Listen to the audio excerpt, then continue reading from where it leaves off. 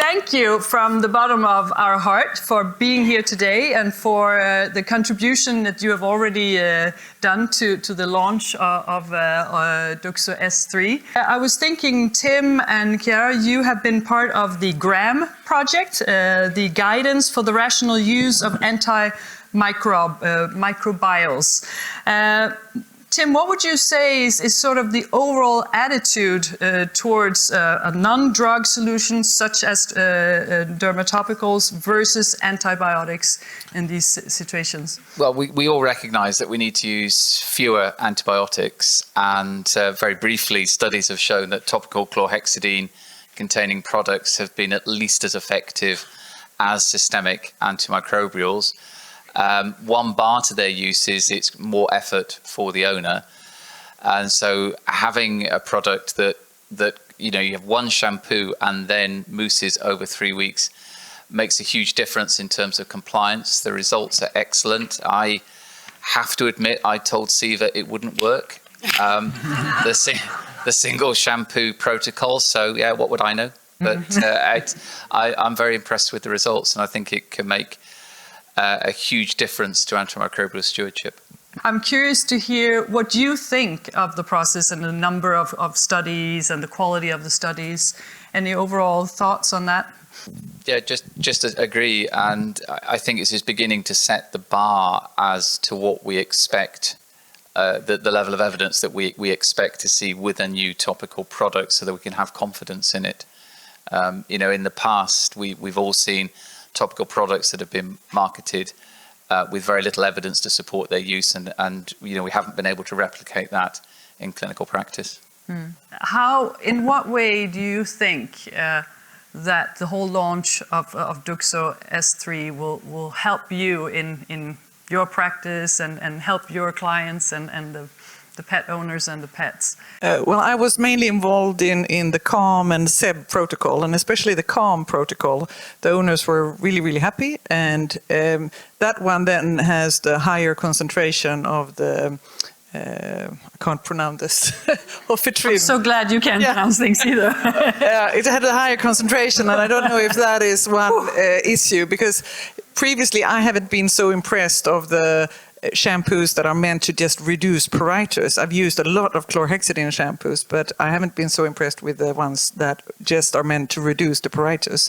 But I think the experience with the CALM product actually made a difference for those dogs that I tried it in. So I think that is promising. One of the concerns that the pet owners very often raise is the concern of safety, and just that they overall are more demanding in terms of wanting to be able to trust the brand. They want to make sure that, or want to be able to feel safe that there's not some controversial ingredients in the products. They want to make sure that it's safe to use it both on their pet and for themselves. I'm thinking, are these concerns that you recognize? Susanne, you want to start? Yeah, this you is look like this is an issue that I think that we meet on a daily basis. Yeah. We have owners, I'm sure you all also have them, owners that are super concerned for anything that they expose their pet to. They're super concerned of their food, they're super concerned of any topical product, of any drug we prescribe, and they will read the backside of any food label or shampoo label, and I felt very comfortable in saying that well, there's good safety documentation, there's good safety data on the use of these, and you can feel comfortable in recommending it. So I think that is a big issue for at least a lot of my owners, and a part that I thought was very good. Compliance is a really critical topic, and efficacy of the product is sort of given. We expect that. So what else is there that we can do that will in fact increase the compliance? I think with the compliance, this is also one part that you're into, that you adjust the treatment or the therapy to the owner. But another sort of detail that might sound ridiculous, but that is the shape of the bottle.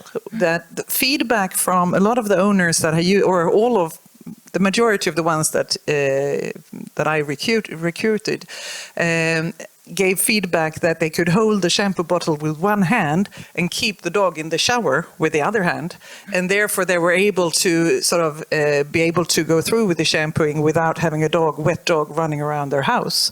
And I mean, this is something that I wouldn't really have had considered unless the questions would have been in the protocol. So I think that is, if we're looking at compliance, that is actually a factor that from a scientific point of view doesn't really matter, but from a practical point of view will matter.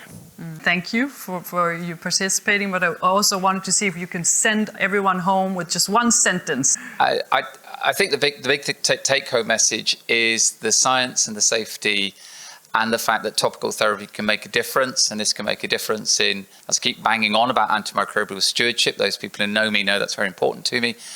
But also this could be the difference between a dog having to stay on Apoquel every 12 hours and being able to go to every 24 hours, or being able to maintain on a topical plus immunotherapy. So it's not a magic cure, but it can be a very significant adjunct. And again, this MOOSE protocol makes it so much easier for the client. Sorry, I don't have any sentences. Well, I think that, I'll read it out, Offitrium may be a very helpful addition to the multimodal therapy that we offer our atopic dogs. I hope we have presented the data and convinced you about this shampoo and protocol, and I think now you should try it yourself on your dogs and in your clients, and you will see that it really works.